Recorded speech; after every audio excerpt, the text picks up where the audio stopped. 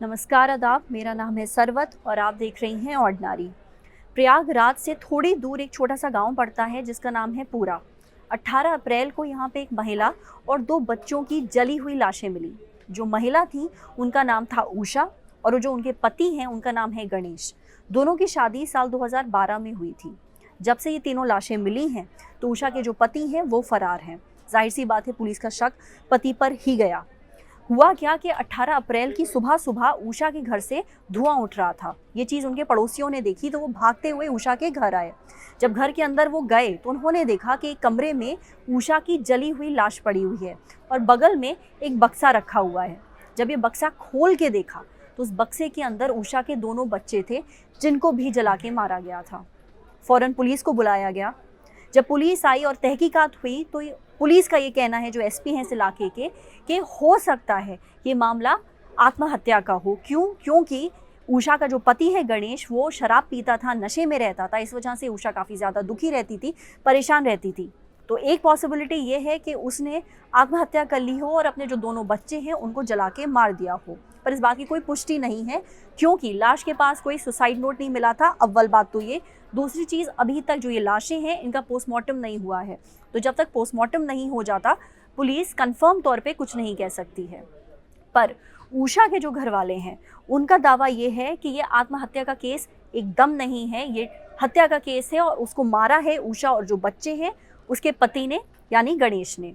उन्होंने आरोप लगाया है गणेश पे कि एक तो वो शराब पीता था, नशे में रहता था, मारपीट करता था। दूसरा, वो दहेज के लिए उनकी बेटी को परेशान करता था, बहुत ज़्यादा प्रताड़ित करता था।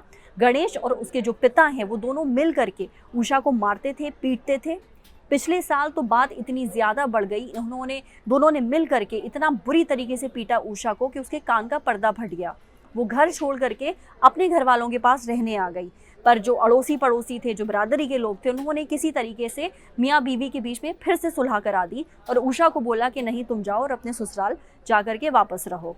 अभी फ़िलहाल जो उषा का जो भाई है उसका कहना ये है कि जो दोनों बाप बेटे हैं उनकी मांग थी कि उनको दहेज में 1 लाख रुपए और एक बाइक चाहिए थी, जो कि उषा का परिवार अफोर्ड नहीं कर सकता था और वो लड़के वालों की मांग पूरी नहीं कर पा रहे थे। इस वजह से उनकी बहन को लगातार मारा जाता था, पीटा जाता था।